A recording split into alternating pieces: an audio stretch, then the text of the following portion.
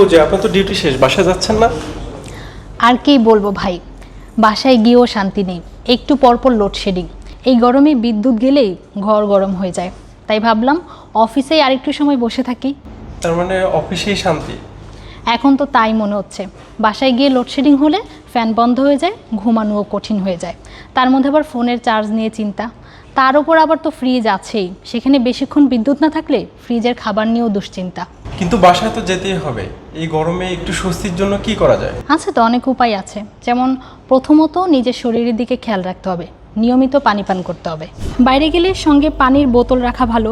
কড়া রোদ যতটা সম্ভব এড়িয়ে চলতে হবে। প্রয়োজনে ছাতা ব্যবহার করা যায়। Breaking news! Angela could circle! আর হালকা ঢিলেঢালা পোশাক পরলে কিছুটা আরাম পাওয়া যায়।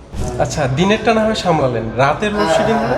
রাতে আসলে কষ্টটা বেশি, সারাদিনের তাপে ঘর গরম হয়ে থাকে। তাই সম্ভব হলে জানালা খুলে বাতাস চলাচলের ব্যবস্থা করতে হবে। হাত পাখা বা চার্জ দেওয়া যায় এমন ফ্যান কাছে রাখা যায়। ঘুমানোর আগে গোসল করলেও কিছুটা স্বস্তি পাওয়া যায়।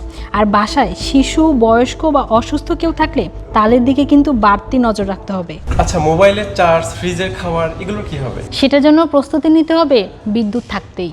ফোন, পাওয়ার ব্যাংক ও প্রয়োজনীয় ডিভাইস চার্জ করে রাখা ভালো। আর লোডশেডিং হলে বারবার ফ্রিজ খুলবেন না, এতে ভেতরের ঠান্ডা দ্রুত বেরিয়ে যায়।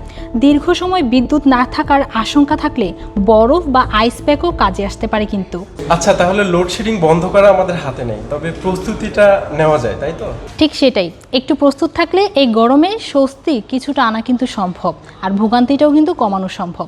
তবে যদি এই গরমে মাথা ঘোরানো, শরীর বেশি খারাপ লাগে বা শরীর দুর্বল লাগে, তাহলে কিন্তু কোনোভাবেই অবহেলা করা যাবে না।